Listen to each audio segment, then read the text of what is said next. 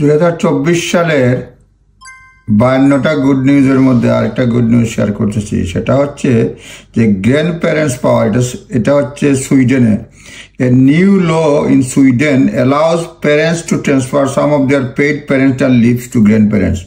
মানে কোনো বাচ্চার লিভ যেটা পায় তারা ট্রান্সফার করতে পারবে গ্র্যান্ড প্যারেন্টসের কাছে ডিউরিং দেয়ার চাইল্ড ফার্স্ট ইয়ার। বাচ্চা জন্ম হওয়ার প্রথম বছরে নিজের লিভ মানে যে ছুটিটা আছে এটা ট্রান্সফার করতে পারে দাদার কাছে, অর্থাৎ দাদা যদি চাকরি থাকে অর্থাৎ বাপের ছুটিটা দাদার কাছে ট্রান্সফার করতে পারে।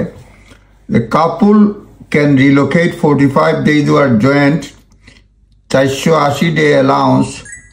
মানে কাপুল যদি মা বাপ হয়ে থাকে তাদের ছুটির 45 দিন তাদের বাবা মার কাছে অর্থাৎ গ্র্যান্ড প্যারেন্টসের কাছে তারা ট্রান্সফার করতে পারে। আর সিঙ্গেল প্যারেন্ট পাস করতে পারে 90 দিন।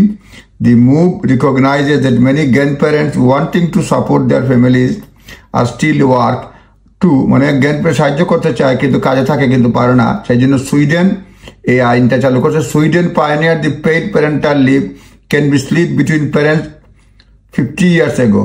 এইটা 50 years ago থেকে এটা মানে চালু করছে এবং এটা চলে আসছে।